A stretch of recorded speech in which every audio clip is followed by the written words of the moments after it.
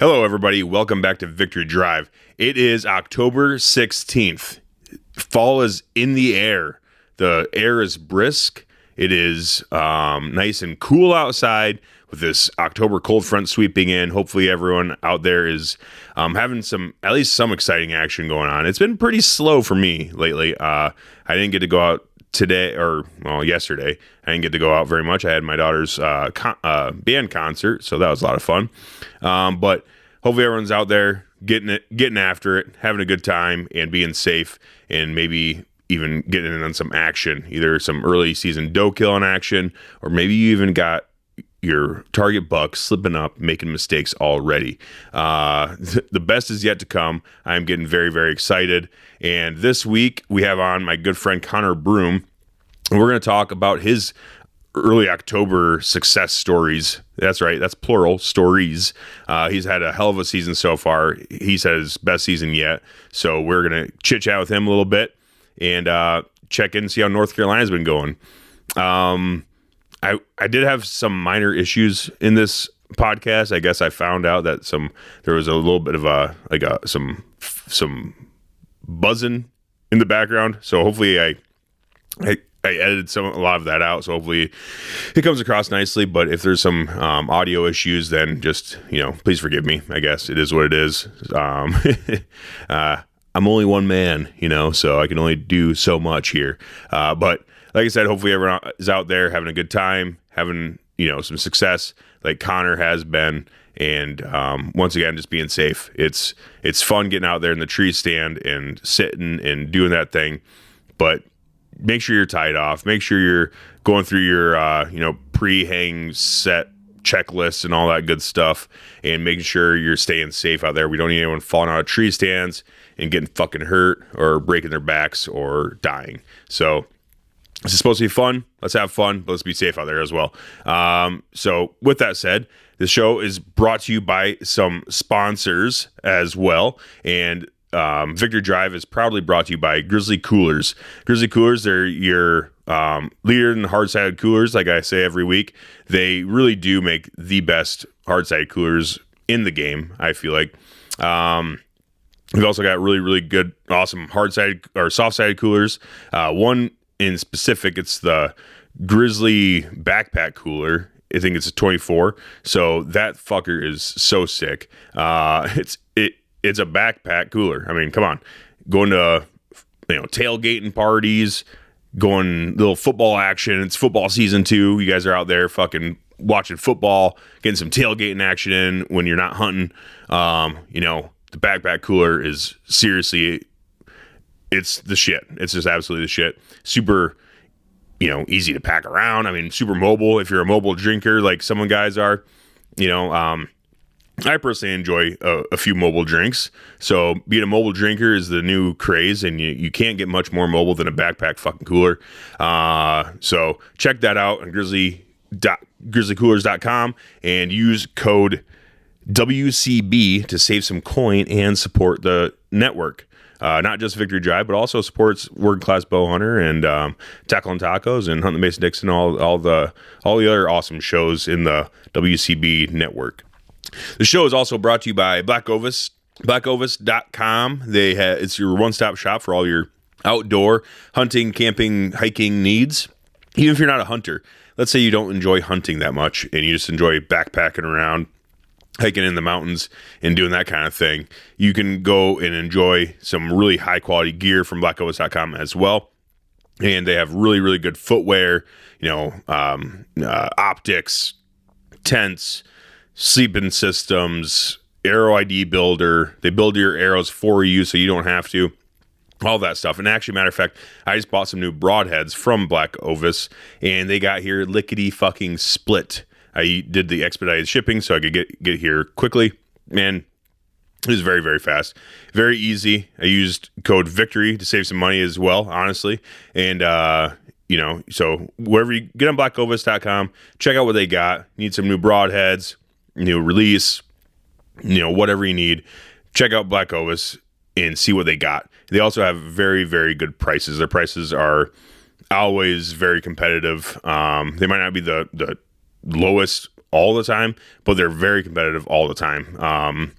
I think some of the lowest prices that you can find online. So we're on Black Ovis. Use code VICTORY at checkout to save some coin. And also brought to you by Huntworth. HuntworthGear.com. Huntworth.com. Huntworth Gear. Huntworth Clothing. Huntworth Camo. The new Vertec pattern is fucking sick. I've been rocking Tarnin myself. I am a bit particular, and I just really like Tarnin. I think Tarnin really does. It's one of the best camo patterns out there, hands down, for sure, in my personal opinion. So you can't sue me for saying I'm wrong, because it's my opinion, and I think it's the best. I really do like Tarnin. It's very, very versatile, blends in a lot of different environments, and their shit is comfortable. It's very comfortable, very fucking warm. My God, this cold front that swept through, it has had me shivering my timbers in the tree stand a little bit here and there. And I've been rocking the Grayling hoodie and the vest. I can't remember exactly what it's called because I'm an idiot. So, but the vest, the heat boost vest, holy shit, that thing is. That's an awesome combo. Super warm, very, very warm. I've also been wearing just lightweight pants because I don't like to sweat when I'm getting on the tree stand. But those lightweight pants, honestly, my legs don't get that cold anyways. So as long as it's not super windy out, I'm good in those lightweight pants for quite a while. But the Grayling hoodie and the heat boost vest combo, absolutely money. So if you guys are in the market for some new camo, or you're sitting out there, you're sick of sitting in the cold and freezing your ass off the whole time, then check out Huntworth Gear and use code WCB15 at checkout to save some coin there as well. And also Mountain Ops. Mountain Ops is an outdoor supplement company. They have awesome supplements, whether you're looking at some protein powder, some pre-workout, some creatine, some amino acids, BCAAs, all the shit. Check out Mountain Ops. I've been drinking the shit out of some Ignite lately during the season, and to keep me up and at 'em and motivated. So Ignite is a crowd favorite for sure. So you guys are interested, check out Mountain Ops and use code VICTORY at checkout to save some coin at Mountain Ops as well. So without further ado, everyone welcome Connor Broome back to the show. Round 2 or 3 or however many times he's been on the show now. He's just an awesome, easygoing guy, super big supporter of Victory Drive, and also been having an absolute killer season. I'm really hoping to get some more success stories out there as the season goes on. So if you guys are listening and you're having some success or wherever it is, let me know. Hit me up on Instagram or Facebook or something like that, and show me what you got. So I'm hoping to get a lot more success stories in, and I think that's a really good way to learn from the guys out there getting it done. And even if you have some big failure stories, whatever it is, everyone has a story, and I'm here to help them tell it. It's basically what this boils down to. So hope you guys enjoy the episode. Please welcome Connor Broome. Thank you all for listening. I really do appreciate it. Peace.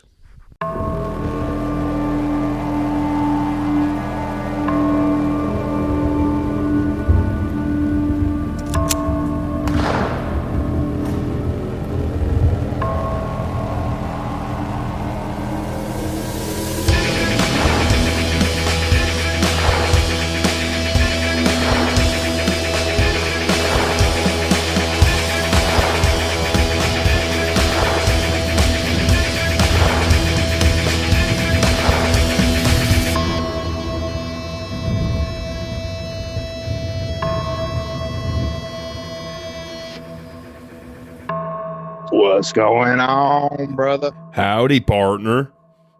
Oh, I'm here. How are you? Oh, pretty good, pretty good. Just hanging out, I guess. Just got home from hunting a little bit. See anything? So, fuck no. Didn't see shit. Oh, it happens. Yeah. It's the, I guess, October lull, they call it. So, Oh, I hardly believe in that. do you? Yeah, I've been. I don't know what's going on. I've been seeing deer like crazy. Have you? Yeah, I went yesterday to try to get my buddy a deer, and I gar-holed myself, put myself in like a shitty spot. Yeah. Yeah, he goes down there in my best spot where I've been killing deer, and he didn't see anything. I've seen a bunch of deer. Damn, dude. You Yeah. reverse ecologied them. And I don't know what it was. I went and sat in a deer stand I hung up like 4 years ago. I've never sat in before. Oh, really? Yeah, like I hung it up, forgot about it, and then I was like, I didn't want to go. I ain't cleaned out my ground blind, so I didn't want to go sit in a wasp nest. Yeah, no, I hear you. That's not fun. I've battled them before. It's not a good time. Well, what's funny is that when you get in, you don't know they're there, and all of a sudden daylight breaks and they start buzzing up around you, and you're like, "What the fuck is going on?" Yeah, no shit. Next thing you know, you move, and all of a sudden you're covered. Yeah, that fucking sucks. Oh, it's happened. Oh yeah, I think it's happened. If you ain't deer hunting long enough, then it's not happening to you. Then you just ain't hunting long enough. But no, that's very true. But yeah, how you been, dude? I know you just got done moving. Yeah, no, it's been going good, dude. Going good here. I need to get my fucking studio set up, figured out. I think I'm gonna finish that up this weekend, hopefully. So then it'll be a lot more solid. Yeah, dude. It's like, I think when we moved in right before my daughter was born, I'm one of those people that's like, I gotta get something done, it's just gotta get done quick. And I had like 8 buddies come over, and we had knives and drawers in one day. You had what? But other than that, we had knives and drawers in one day. Like pretty much like we had like everything put up. Oh yeah, okay. I think it took like 2 days for her to get her clothes put up though. Yeah, dude. I fucking hate moving. I hate it with burning passion. I've done a lot of it in my life, like, being in the Army and all that shit and moving around all over. And I'm just fucking so over it. It sucks. How many places were you stationed? I was stationed in Fort Carson, Colorado, then El Paso, Texas. Then I had a couple deployments in there too. So it's kind of like moving. Yeah. At least you didn't have to like bounce around from like station to station. You know what I mean? Yeah. Well, I didn't do 20 years either. I only did, I think, active duty, I did 6-ish years, a little over 6 years, I think. Yeah, 6, 7. Yeah. Yep. A little over almost 7 years, I guess. So I didn't move like a shit ton in between there, just twice. Yeah. Typically, you spend, it's like every 3 or 4 years at a duty station, then you move on. Am I wrong? But like, if you live in, I live in North Carolina. If you live in North Carolina and you get stationed in San Diego, I guess if you're in the Marines or whatever, I don't know where they're stationed at. But like, wouldn't you, since it's in America, you're supposed to drive like you and yourself over there with all your stuff? Yeah. Yeah, there's a couple different ways you can do it. So, Jesus, you all right? Yeah, my bad. I was drinking this and went down the wrong pipe. But yeah, typically you're moving yourself, like you pack up in a U-Haul or something like that, and then drive yourself they give you plenty of time to get all moved and all that stuff, I think. But you could also do like a packer move, like, but so you get money. So if you get a moving company to move you, you get money for your move, right? So you get it's called like a Diddy move or whatever, and it's like you either move yourself and pocket whatever you save, or you can hire a moving company, and if it's more expensive than what the Army gives you, then you can fucking then you have to pay out of pocket, or you can find a cheaper company, whatever. There's a bunch. It's basically you figure it out yourself, but you get money to do it, if that makes sense. Oh, okay. Yeah. For some reason, I felt like I heard that somewhere. I didn't know if it was true or not. It's like, unless it's like, like you're in Germany or something, you know what I'm saying? Yep. Then you have a little different there. Yeah. When you're going OCONUS, which is like overseas and stuff, then the Army or the Marine Corps, the military will move all your shit for you. And it's just, then you just don't get paid, you don't get the extra money for moving and stuff. So I always just move myself. It's a lot cheaper to get a U-Haul and move myself than just pocket the rest of the money, You don't get paid nearly enough in the military, so I would too. Yeah. And I was poor in the military. I didn't get paid much, and going through a divorce and all that stuff and getting left with a bunch of debt. It's like, so I I was pretty broke the whole time. I was in the Army, so I was really scrounging to pinch pennies and all that stuff. Yeah. So personally, I feel like it'd be fun to kind of drive across the country though.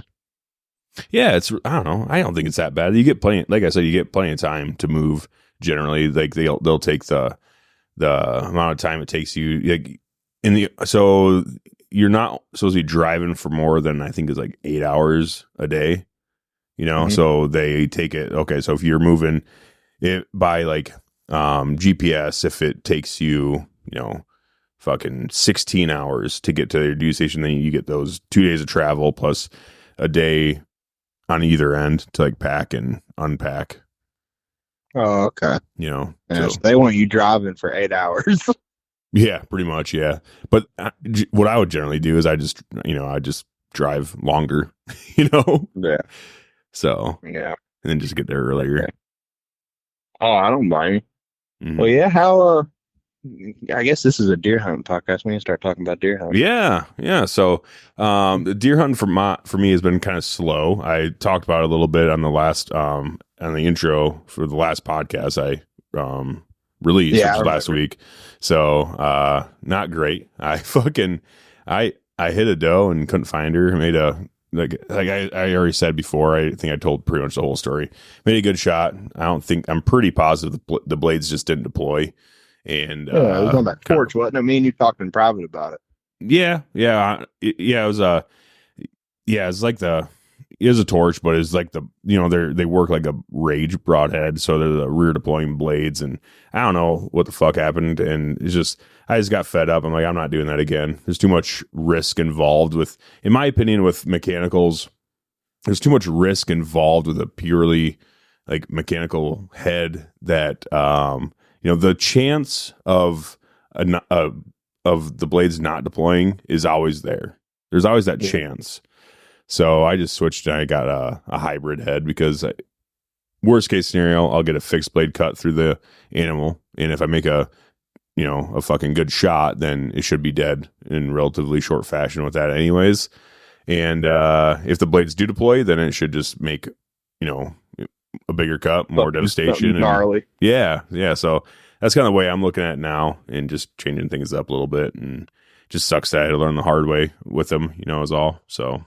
Oh yeah, it's bow hunting, but yeah, no, I should have hybrid head too. So yeah, I like hybrids. Yeah, I've heard good things about them. So, but that's kind of the I was like, story of mine. It's pretty short. Yeah, I was iffy on them at first, but then I shot a couple of does with them before I kind of like started dedicating them to like my whole quiver setup, Mm-hmm. And I had some pretty good blood trails and pretty big holes, so I was like, yeah, I'll probably deer hunt it with them. And then you remember I bought those slick tricks the other day and ended up putting myself in the hospital. Yeah. And then I shot a deer with those yesterday, and then I hit low. So I ranged a bush that it was getting ready to walk near, but I was just so focused on the deer. It was like a couple yards behind it, and I just hit low in the brisket. Ah, shit. It happens, how it goes. Yeah, it does. Yeah. That deer will live. It bled like crazy though, and then we jumped it up, and then couldn't get a hold of it again. But it was bleeding good, but then it just stopped, and it went on a piece of property. Is like good luck trying to get permission on it. Yeah, dude, those fucking brisket shots, they actually do bleed quite a bit. Yeah, they bleed, but it's like depends on like where you hit them in there. They're either gonna bed down, you might get a shot, or they're just gonna keep on going. They ain't gonna stop. Like I talked to a couple dudes, and they're like, that deer probably ended up living, dude. I was like, yeah, you're probably right. Yeah, I don't know. I've heard and seen, and other people make brisket shot hits, and it's not like it doesn't really, at least from what I've seen, it doesn't kill them, but they do bleed quite a bit. Yeah, they bleed. Because it's so low. It's like the deer was just bleeding real hardcore, but. I was just kind of looking at it, and I looked at the area. I was like, "There's nothing on this area that's kind of making me like, oh wow, this deer's gonna die." Yeah, no, I don't know. I've never personally brisket shot a deer or anything like that, but there's just there's nothing there. But they do bleed quite a bit. It's just like hitting any other muscle, I guess. And like sometimes guys will high shoulder, like shoulder deer or something like that, and just get muscle blood, and it'll bleed pretty decent for a while until it clots up. Then it's just they're gone, and they're generally fine with that. So it's like it still sucks. It sucks that you hit them and whatever else, but at least they're probably gonna make it. So yeah, it depends on predation. I haven't heard any coyotes this year, so I'm hoping the deer will make it. But you know how it is. You don't like shooting an animal and wounding it, not finding it. You know what I'm saying? You'd rather miss it than wound it than hit it and never find it. You know? Oh, 100%, dude. 100%. That's what sucks about the doe that I shot. It's like I did everything right. It just sucks because if I could take it back, I would. Or before season, I would change my broadheads and do that whole thing. But it does suck. It never feels good and doesn't make you feel good. It makes you feel like shit. And but what do? It's like you do it like whatever it says. Like in your defense, you didn't know the broadhead was going to work until you shot a deer with it. Yeah, I know. That's the thing that sucks about gear is like you don't know if it's going to work until you buy it and try it. Yeah, I mean, it is what it is. And it's not like saying it's like a bad design on the broadhead. It's just like it might have been the angle. I don't know the situation 100%. Like I wasn't there, but it could have been like an angle or something like that, or it could have just been like maybe your arrow was a little weaker, and when you shot it, snapped it somewhere in the arrow, and like it just didn't have enough kinetic energy or something. Something like that. You just don't never know. You know what I mean? Like I'm like you, like like I've shot a deer with a rage before and it never opened up. I never used one again.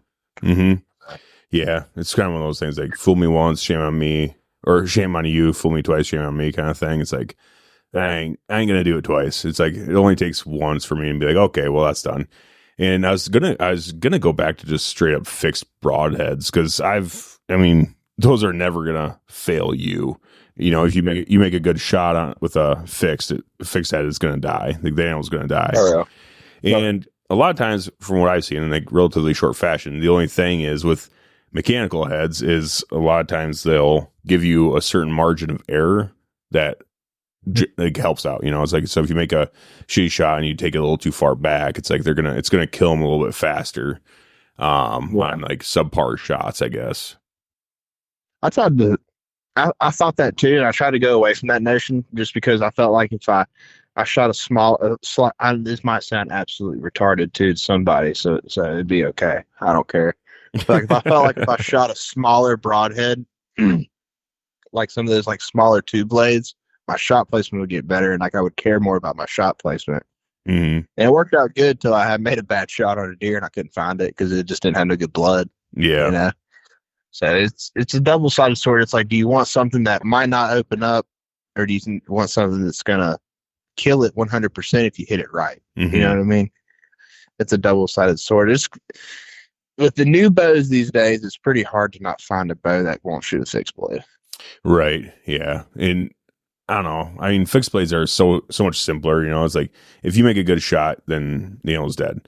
But it's just it's that margin of error thing, I guess. But it's like with mechanicals too, you don't have any margin of error going through like thicker bone. So yeah, it's just give or take. Whatever you're comfortable with. If it ain't broke, don't fix it, kind of thing. So once you find what works for you, just stick with it and go about your day. But there's certain things where you just need to use fixed blades for, like bigger, huge, giant animals and stuff, and African animals. Like you really shouldn't be using fixed blades for, in my opinion, any type of African animal, even Impala.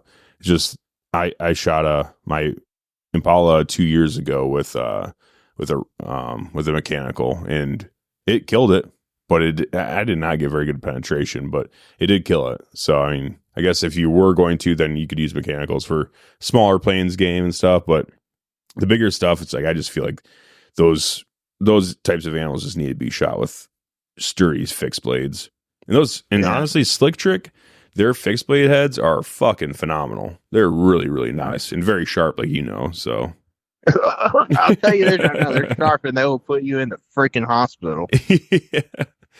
So explain that. What the fuck were you doing? You just messing around with it, or what? So I was being stupid. So like, I was kind of doing like a spin test on arrows, because I just got this pack, Yep. And I noticed that one broadhead kind of wobbled a little bit, and I was trying to find an area that it liked, if that makes any kind of sense. Yep. And they come with a tool that I should probably use, but I didn't. And I had wrapped my shirt around the broadhead and went to spin it off, and then when it gave, it sunk. The bleeder blade sunk into my thumb. Jeez. Like went all the way through the shirt, and then sunk into my thumb. And then next thing, I didn't even feel it. I just knew it got me. I looked down the floor. It was like a basketball size. I'm on blood thinners too, so like I bleed extensively. Dude. Yeah. I bleed extensively. And I'm glad it was the bleeder blade. If it had been the big blade, I probably would have cut the tip of my thumb off. Oh my God, that's terrible. I called my old lady was at work. I called her. I said, "Hey, I'm probably going to end up going to the hospital." And I said, "I haven't really looked at it yet." She's like, "What happened?" I was like, I showed her the floor. She's like, "Oh my God. What the hell are you doing, Connor? What the fuck?" Yeah, she was pissed. She was like, "What in the world are you doing being stupid?" I was like, "Yes, exactly right." Yeah, you're right. You got me. I was not thinking. Yeah. Messing around. No, I'll tell you straight up, I was being a fucking idiot. If it comes with a tool, why didn't I use the tool? No, I just didn't feel like using the tool. I've done it 1,000 times, you know what I mean? Oh, dude, we all do that. I've done that millions of times with fixed blades. Just kind of stick your fingers in between the blades and just whoop. Oh, yeah. You'll find out real quick, especially with the slick tricks. Because I had shot the SS3 broadhead, the solid head they have. Yeah. Little tiny micro guy. Mm-hmm. I had bought those, but those things come duller than a butter knife. Oh, really? Yeah, like I had to spend like a day sharpening like one broadhead. You bit 3. I mean, it took me a while to get them sharp. No shit. I kind of was like underestimating it if it makes any sense when I was fucking with them. Yeah, dude. Because I've been cut by broadheads before, but I've never had to actually go get stitches from one. Yeah. Gosh, I'm trying to think. I don't think I've ever actually cut myself on broadheads, really. No, knock on wood, fucking, Oh, you'll do it now. I know, right? Have you got the new expandables yet, or the hybrids yet? Yeah, I did. Yep, I got them. Don't go fucking with them now. I know, right? I did run my finger across them just to make sure they're sharp. And I'm like, why am I doing this? And not like long ways, but just kind of cross them. I'm like, dude, I should probably not even be doing this, because this is shortly after you shanked yourself. So I'm like, fuck, dude, maybe I shouldn't be messing with these blades too much. So I just took some paper to it and see how clean it could cut paper. And be like, yeah, that's pretty fucking sharp. Oh, I quit fucking with them after that. I literally had like a towel wrapped around my finger, and I put the broadhead back on the same arrow and put it in my quiver, and I'm done. Yeah, that's good. and then since I didn't want to go spend $3,000 or $4,000 at the ER, I sat there because me, I work night shift. Yeah. I got off at 6:00 that morning. I probably was cut and bleeding in the floor at like 6:30. So, is it going to stop on its own? Is it going to stop? Do I really need to go? I don't know. Well, no, I waited for the doctor. Oh, it wasn't stopping. So I waited for the doctor's office to open up. I sat there with a towel and just watched TV, though. Oh, jeez. Hold it close to your heart. I can't afford an ER visit, so I'm just going to wait. See, I ain't going and paying freaking $2,000 or $3,000, $1,000 a stitch. You know what I mean? Yeah, I don't blame you. How many stitches did you end up getting? Just 3. It was more of a stab than a slice. Yeah, I mean, you probably could have just fucking wrapped that bitch up. No, it wasn't stopping. Well, like, I mean, if you wrap it up, it'll stop eventually. Yeah, it was to the bone. I don't know. Since it was on the tip of my finger, and I work with my hands all the time. I was like, man, I'm just going to constantly be busting this thing open, bleeding all over the place. I was like, I'm just going to go get stitches. Yeah, I mean, you made the right call. But I mean, I've let some pretty, questionable cuts go unattended. Yeah. And they all eventually stop bleeding. As long as they're not squirting, then it's going to stop bleeding eventually. You're not going to bleed out from a finger cut necessarily, Yeah. When you're on blood thinners, you bleed. Yeah. No, I get it. I'm not fucking downplaying what your cut here. You had a bad cut. I get it, Connor. I'm not saying you're a pussy. No. It's just the blood thinners part of what scared me. I was sitting there. I had a tourniquet ready to go because it wasn't stopping, man. Like because I have a clotting disorder, so like my blood's a little thicker than normal. Okay. So I have to take like pretty much it's like a aspirin on steroids. Mm-hmm. And that's it's just bleed. Like I can get like a needle prick, like go get a shot, and I'll bleed. Oh yeah, I hear you. I know. I've known of some guys that were on blood thinners for like heart issues and shit. Yeah. And that's the same thing. The blood thinners will fucking get you. Yeah. Makes everything look way worse than it actually is, but it's like, oh shit, dude, that's a lot of damn blood. Like the other day, I think you ever like cutting something like taking fat off a backstrap or something like that, just kind of like nick yourself with the tip, just like a little nick, like just barely nick yourself. Oh yeah, dude. Yeah. I do that all the time. I felt it, and I keep a bucket next to me, like say if I'm dressing a deer out or something. Mm-hmm. And I washed my hands, and then I looked at it. I was like, "Huh, it's still bleeding." And I looked at it. I was like, "Man, that was like the tiniest little cut. I couldn't get that thing to stop bleeding for like an hour."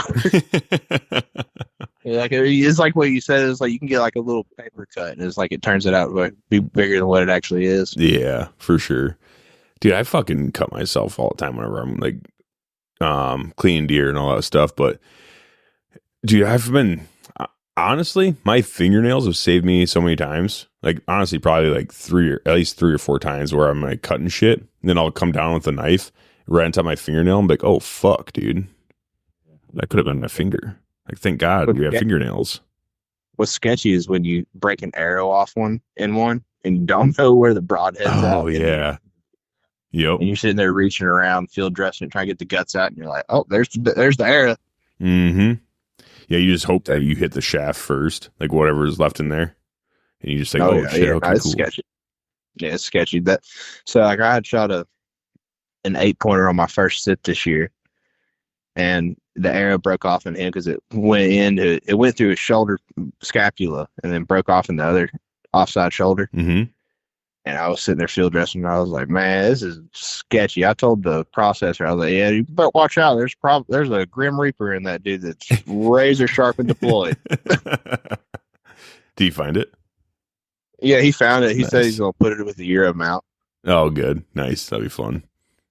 He said he's gonna put it with the Euro mount. So let's talk about that. You've been on fire this year, dude. I mean, you're out killing deer, but this is awesome. This might be my best season that I've had as like an adult hunter. Yeah. Yeah, because I mean, well, talk us through like, so how many bucks are you allowed in? Wait, you're in North Carolina, right? Yeah, North Carolina. Yeah, we're allowed 2. Okay, so it's It's $2 4 days. Okay, so you're allowed $2. So you're already tagged out in bucks. Yeah, I'm tagged out. So spoiler alert, I guess. But talk us through your season, like what you did to prepare for it and all that stuff. Then let's talk about like the hunts itself and everything. Well, there ain't really a whole lot of build up to me getting ready for the season, just because I was too busy shooting a lot of competitions and stuff during the summer and like doing a lot of shooting and stuff. But which I want to talk about that too eventually. Yeah, I had went down and probably about 2 or 3 weeks before the season and hung my sets up and put some mineral out and some corn out, and then that was pretty much all my prep. I kind of put all my focus into one area where I knew where deer were going, like big deer were going. Mm-hmm. And I kind of just focused on this little, like I hunt small acreage. I only hunt like 30 acres, but I was kind of really only focusing on like a quarter of that area. If that makes any kind of sense. Big old creek bottom that these bucks like to roam. Yeah. That makes sense. And I really was just like, I'm kind of just going to be a little bit more selective with how I hunt, kind of pick and choose my days with the wind and the pressure and all that stuff. I used deer cast this year to pretty much tag out. Okay. Was this your first time using deer cast? No, but it was my first time using it seriously. And actually listening to it. Yeah, and I actually listen to it. Like like it says bad, but you're like, fuck that. I drove 2 hours to come hunt. I'm fucking hunting. You know what I mean? Yep. But this year I was kind of like, I'm not going to go hunt in the mornings till it gets cold. Mm-hmm. And that won't be till November. Right. So I was like, I'm not going to go hunt the mornings till it gets cold, and I'm only going to hunt good winds, and I'm only going to hunt good pressures and moon phases. And that's what I did. And then I texted my uncle lives down in that area, and he knows where I hunt. I hunt on my grandparents' land. Okay. And I texted him. I said, "Hey, I took my loophole off one of my hunting rifles, like an older loophole. It was like a VX1, like from like the 90s, something super old. I said, hey, pretty dope though. I'll give you a loophole scope if you go down there and put 6 bags of corn out in the bottom for me." He said, okay. And he went down there and put a bunch of corn out for me. And I went down there in first hour, and I shot he wasn't a monster. I ain't gonna sit here and act like he's some like mega stud. He's probably like 115 inch deer. Yeah, but in North Carolina, that's kind of that's decent for North Carolina, isn't it? Decent for my area. Yeah. Your area, like if I was hunting in like Rockingham County or like Haywood County or Halifax County, I probably wouldn't have shot him. But in my area, I'd shoot him. I hear you. And I was sitting there and I was actually texting Logan. Oh, no shit. And I was sitting there texting Logan, and I just looked up and I seen a rack raise, and I was like, oh shit. And it was like I wasn't even in the stand like at 45 minutes maybe. And he come in, and I shot him I stopped him, and he kind of like, when I stopped him, he kind of like took a turn. I wasn't really expecting. I thought he was just going to come straight into the pile. But he kind of took a turn like he was going to go away, so I stopped him, and I shot him, quartered him away at like, what was it, 32 yards? Yeah, 32 yards. And dude, that arrow hit him so hard that his neck smacking the ground was louder than the arrow hitting him.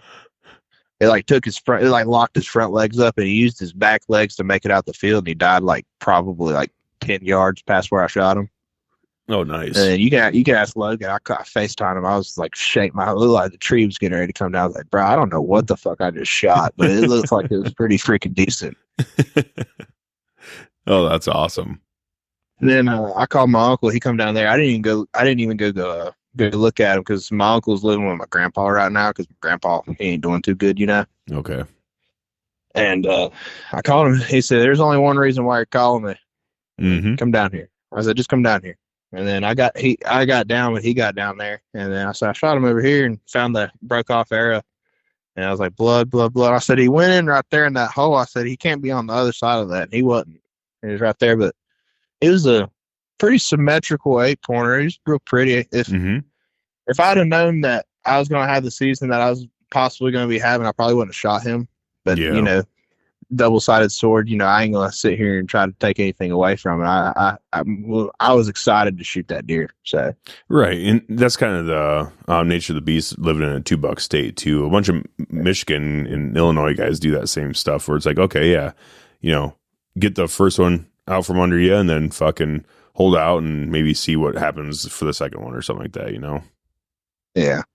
And he had just stripped his velvet too. He had like velvet hanging off his horns and all that stuff. He was a really pretty deer, real pretty hide and all that stuff. And I was just real thankful to be able to take him. And yeah, he was a cool buck, dude. Also, my uncle helped me out too. So I got to give thanks to my uncle too as well. Yeah, he's a cool looking buck though. I mean, you sent me pictures. I don't know how far after it was or whatever else. I was like, oh fuck, dude, nice. That's awesome. He's a really good looking buck. Yeah, I kind of dropped the ball. I wasn't really telling nobody I was hunting yet. Oh, really? Everybody thought I was still shooting rifles and comps and stuff like that. And I texted Logan and I said, yeah, I think I'm gonna go down here and hang a set and then put some corn out. He thought I was just doing that. He didn't know I was hunting. And I called. I was like, bro, I just fucking shot. He's like, no fucking shit, no way.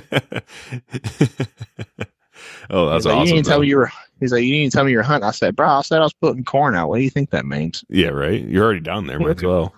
Might as well hang it up and see what happens. Yeah, and then I I took a couple, and then I shot him. Let it sit for a little bit, and then I went back. So I shot that deer like early September, and I didn't go back and hunt till I went one more time before I shot the other buck, that big 9-pointer. Mm-hmm. And then I didn't see a single deer then, which I was fine with that. And then I went 2 weeks ago, and that's when I shot that 9-pointer. And that was definitely a way larger deer than the one that I had shot before. Mm-hmm. Yeah, and he go ahead. I was just gonna say he's a stud, dude. He's a really, really good looking deer. Yeah, we think he's about 5 years old, maybe. It's like 4.5, 5 is what we're thinking. Like his rack wasn't real big, but he carried a lot of mass. He went 118 and 7/8 is what he measured out at, but it was like all mass. Yeah, he's thick. Yeah, because I actually am shoulder mounting that deer. So. Oh, are you? Yeah, I'm a shoulder. Nice. Yeah, I asked my taxidermist to go ahead and measure him out. He's like, "Oh, I ain't no score," because I was telling you, I was like, I think this deer might go Pope and Young, because I don't know. Pope and Young is like a standard score, but here, from what I know, it's like 125 or something. Mm-hmm. I don't know if it's like a standard score or not. It is. I think it's a 125 for typical, and I think it's like 140 something maybe for non-typical. Oh, okay. Yeah, like I said, I'm not really a big score guy, but like I'm like, dude, if you get your leg shaking, shoot some bitch. Oh yeah, dude. That's just kind of my MO for.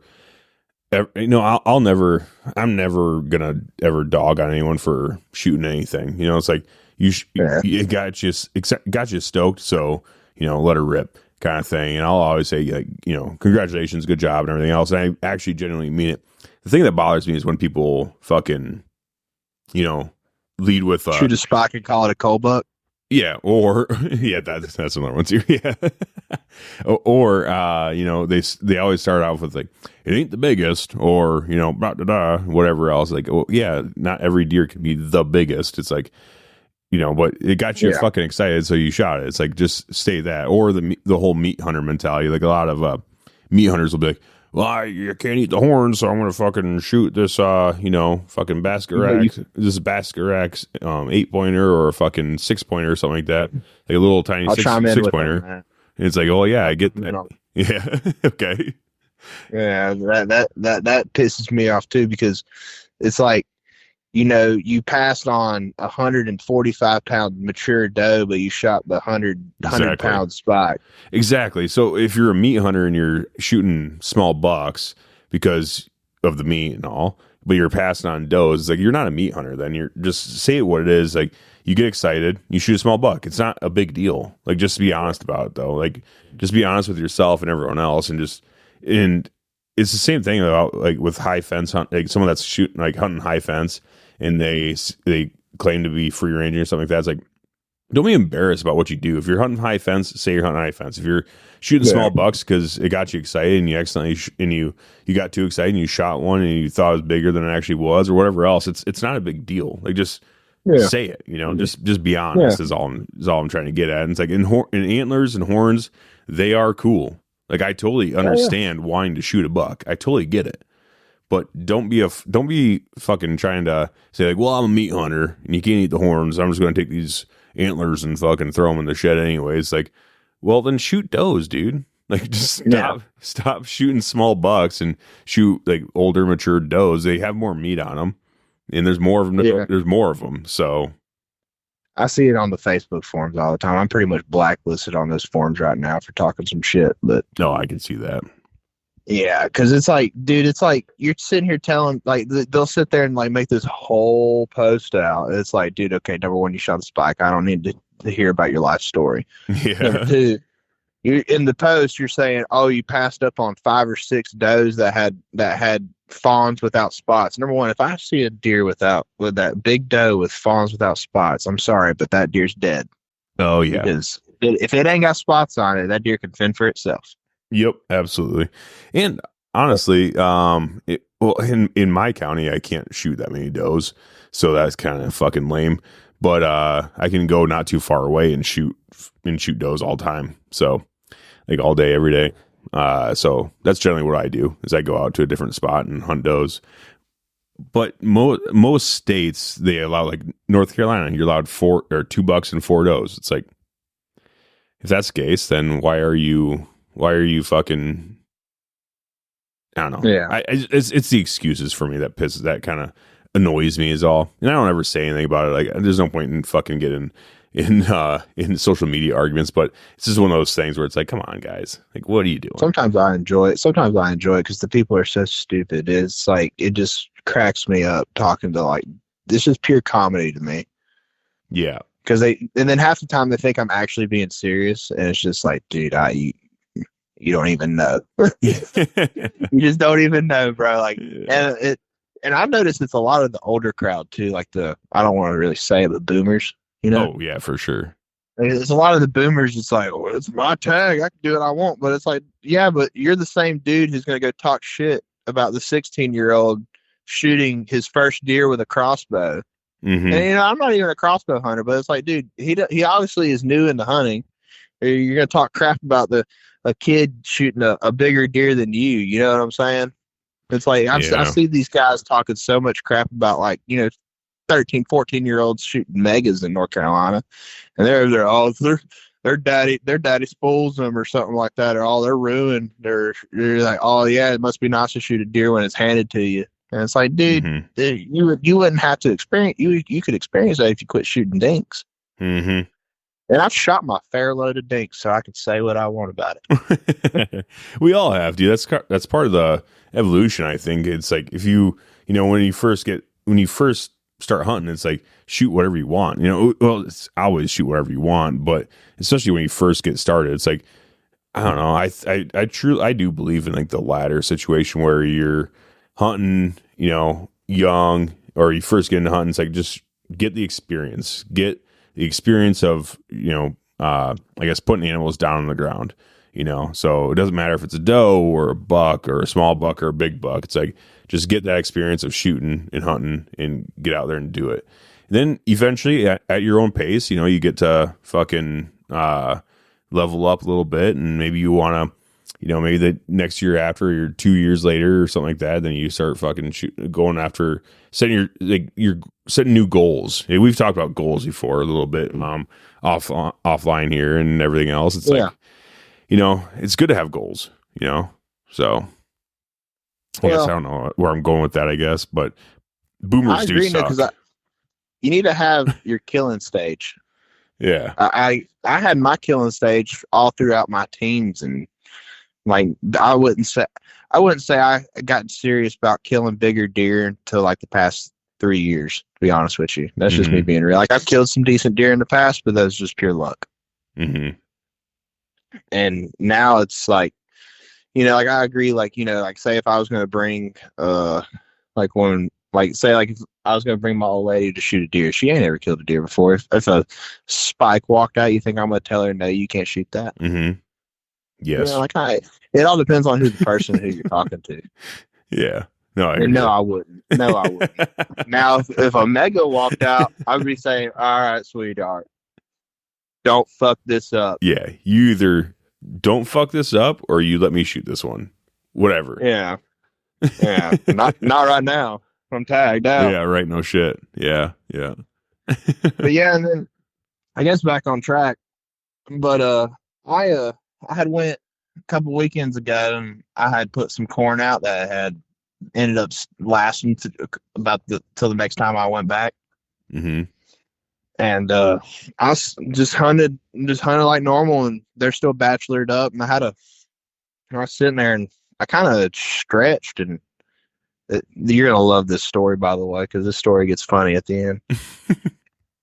So I was sitting there, and I had stretched, and because sitting in hang-ons fucking sucks sometimes, especially when you're a bigger dude like me. Yeah, yeah. And set up and stretched, and I had just heard a toof. I looked behind me. There's a spike that had just jumped down into the creek. I'm like, oh shit! I don't know how the fuck you didn't see me. So I'm sitting there staring at him, and he goes up the hill, probably for like an hour or two. I see him for like, he was like probably 40 yards away from me when I finally seen him coming down the hill. And he stopped and was sitting there looking. And I was like, oh, there's deer coming. And he's sitting there looking, deer coming in. So I went ahead and stood up. Next thing you know, it's just buck, buck, buck, buck, just filtering into the field. And I'm sitting there and this big old 6-pointer comes out. I'm like, okay, I might shoot this deer. He had like a fork at the end, and then just brow tine. That's all he had. But he was like real wide. Didn't have a whole lot of mass, but he's really wide and really tall. Mm-hmm. And then I looked at the spike again, and all of a sudden he had laid down like a dog. I don't know if you've ever seen a deer do that before, but he had laid down like a dog. What do you mean? Next thing you know, I just like what? Like on his side? No, like laid down on his stomach and like buried his head into the ground like a submissive dog. Okay. Yeah, it was weird. I ain't never seen that before. And all of a sudden, this 9-pointer walked in. I was like, oh, shit, that's a whole different kind of deer than what's out here right now. And the 9-pointer, like no other deer, all the other deer had like kind of staged themselves and then before he walked into the field. And after he walked into the field, all the other deer entered. So I was like, that's a mature, dominant buck in this area. Mm-hmm. And I ranged him at 42 yards. And I mean, I'll be honest with you, I was doe hunting too. So I was testing out this big ass nasty G5 broadhead, like 4-blade Striker X or something. Oh, okay. Yeah. It flew like dog shit out to like, until it was like 30 yards. So like 30 yards and past, it flew like crap. Okay. So I was trying to shoot a doe, but I had no time to swap my arrows out. So I shoot this deer right in the spine, drop him. Okay. Dropped him. Terrible shot, right? And I swing another one at him, and I miss. And I said, you know what? Fuck it. I ain't messing with this shit no more because he was too busy flailing around and all that stuff. Uh-huh.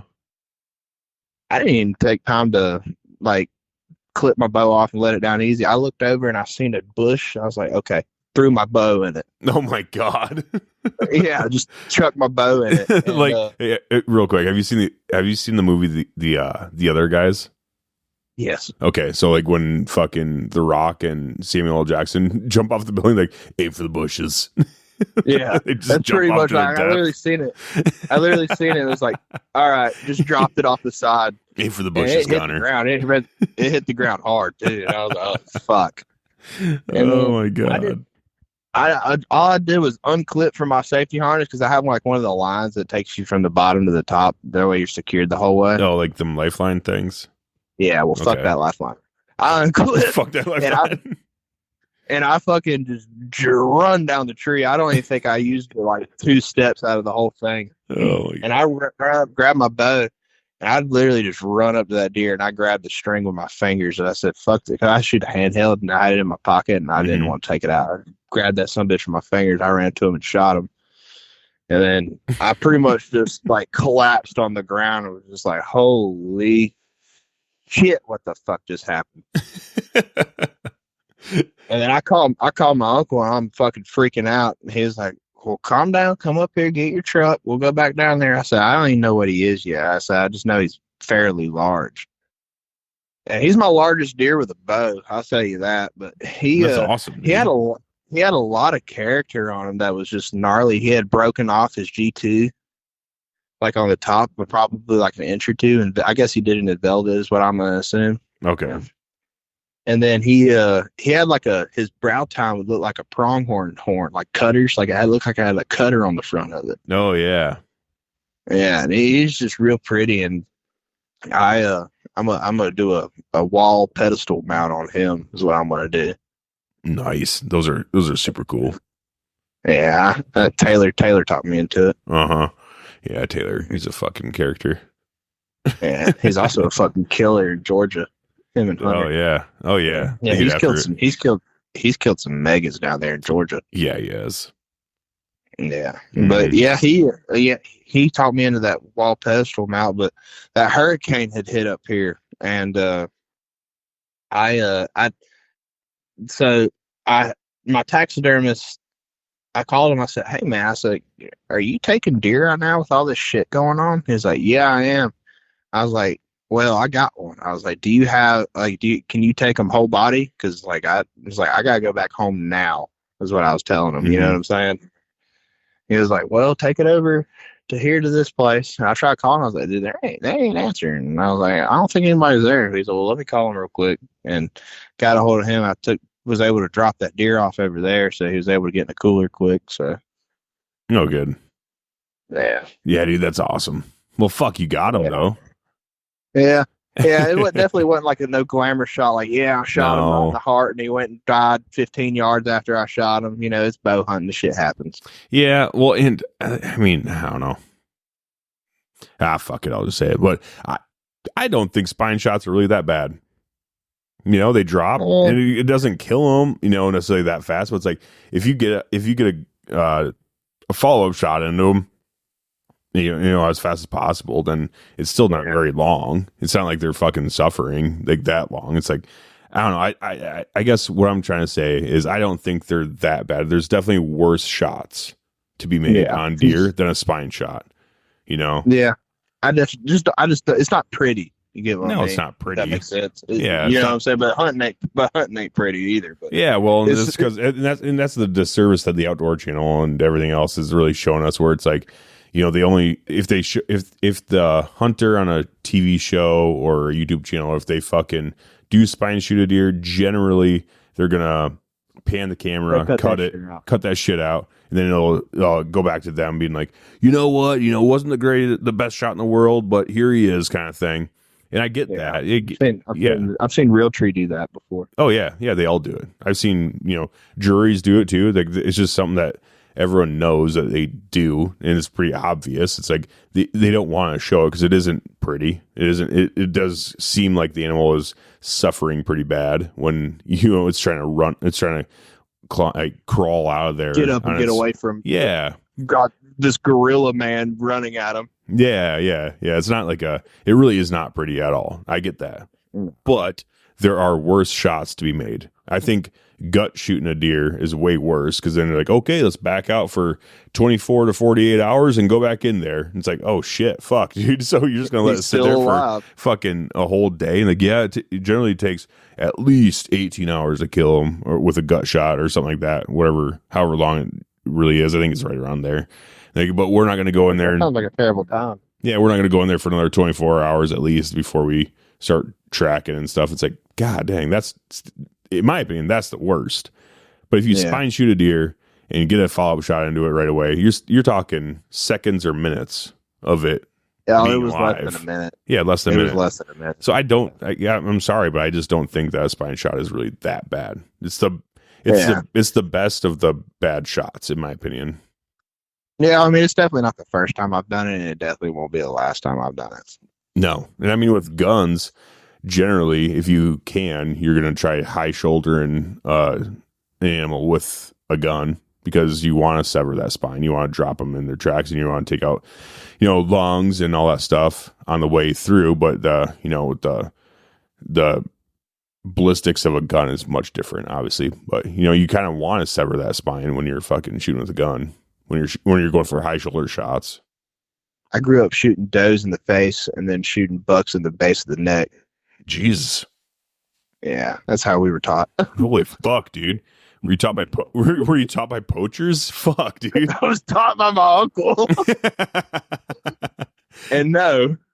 That sounds like some poacher shit. I like it. No. I have had some buddies like, what size fucking spotlight are you using? Because apparently they've all said I've got a golden horseshoe up my ass, but I'm not killing mega deer either. You know what I'm saying? I'll be the first one to tell you that. But I'm shooting good deer for North Carolina.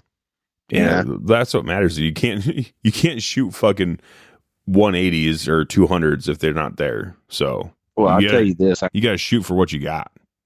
I regret shooting that first buck because yesterday, so like I said, I gargled myself. Yep. Those deer that I had seen, one of them was like a 130, 140 class 10-pointer. Oh, no shit. Yeah. And then I had a really tall 8-pointer. They were going to war too. Like, they're out in the field just going at it. And I was like, yeah, I expect to see some sparring, but I wasn't expecting to go at it like that, you know? Damn. Yeah, and then they come filtering in the woods, and yeah, I did not like that. And then, and then, just I'm having a hard time seeing does too. Like, you know, I've only seen probably like 3 does this whole season. Really? Yeah, like I go out and I'll see, like, I think I've seen 20 different bucks in 4 sits, and 6 of them have been potential shooters. Jeez. And that's like 115 and up. Uh-huh. So in Like, North Carolina, do you get separate gun tags, or is it just $2 and 4 does? no, it's just you get 6 tags at the beginning of the year, and you pick how you want to use them. Oh, okay. So those same tags are good for gun or bow? Yeah. Oh, okay. Gotcha. Yeah. So you're done. Yeah, I'm done for bucks. Oh, okay. See, like in Iowa, it's completely different. So you get one NE6 tag for archery, and then you get one NE6 tag for gun, whichever gun season you want to go. Mm-hmm. And then you get one, and then so you get 1 tag for bow, and you can only use that for either sex. No, well, yeah. So so as far as statewide tags go, yes, you get 1 tag for archery, and it's an any sex tag, and that's your statewide tag. And then you can get one. And then you have to purchase more tags on top of that. Yes, correct. So if I want to shoot does, then they have antlerless tags that come available as well. So, but yet those are all county specific for residents. That's weird. Yeah, I don't think it's weird, but I grew up in it, so it makes sense to me. Yeah, but yeah, it's weird to me. It's weird to me because we got 2 different cultures talking on the phone right now. You know what I mean? Yeah. So in North Carolina, it's a way easier for the hunter. It's like, yeah, you get your 6 tags and use them how you want. I get that is totally easier. But Iowa, the state really wants to manage for trophy quality and herd health. So that's why we do a county specific antlerless tags, because each county is different in Iowa. So like, we don't just do, oh yeah, you can have 10 fucking doe tags. Then, some counties going to get hammered with one county has a lot more hunters and they hammer the doe population, and then it mismanages the deer population. So it goes county specific, and the DNR, they go out every year and kind of do a survey of the deer population, see how the herd health is and everything else. And like, okay, we can take, we could give out 100 more tags for this county, 100 more tags for that county, or no antlerless tags for this county because the herd is, down and whatever else. Yeah. So do they, how are they going out and surveying? Just like thermal drones and all that stuff? Yeah, thermal drones, but a lot of spotlighting in the middle of the night, that kind of stuff. And night, they drive around and just, I don't know. I think a lot of it now, I think, around with PBS 31s on and just look at shields with thermals and stuff. Yeah, I think a lot of it's thermals and spotlights and shit like that. I think that's generally what they're doing. Then they're also looking at, vehicle collisions and stuff like that. And yeah. So, see, I think I would honestly like to see North Carolina go to a 1-buck state, and I say that. I know a lot of people probably not like that here, but I would like to see them go to a 1-buck state, but give me more doe tags. Yeah, there's a lot of people like that say that. I've heard that from Michigan hunters too. They say, I would like to see Michigan go to a 1-buck state, but y'all do units too. That's weird to me. Like this unit gets this many tags. This unit gets this many tags. Like I've never heard of that. What, in Iowa? Just in deer hunting in general. Yeah. So in Iowa, that only really pertains to non-residents. So we have non-resident zones, and then for residents, it's just county specific for antlerless tags. Then you get your any sex statewide tags. See, North Carolina's broken up over 3 regions. You got Western, Piedmont, and then Coastal. Mm. And So it's pretty much like in coastal North Carolina, they're already rifle hunting. I don't get to touch a rifle till Oh shit, dude. yeah. Yeah, I don't get to touch a rifle till Thanksgiving week. That's still kind of early. We don't get to touch guns until the first week of December. The first weekend of December, sorry. Do y'all have like certain days you can shoot does and stuff? Like with rifles, like for me, like I can only shoot does so like during bow and muzzleloader, I can shoot like if I wanted to tag out on does, I can, right? Mm-hmm. But in my area, in my little area, like I think it's like like three certain counties in that little triangle. The first week and last week are the only times I can shoot does with rifles. Okay. Yeah, it's like you get doe weeks in those counties. So like the first week of rifle, that's like that Saturday to Saturday or Sunday or Saturday to Sunday. I can shoot does. But then after that Sunday, like that Monday, can't shoot no does. And until like the very last week of season. That's weird.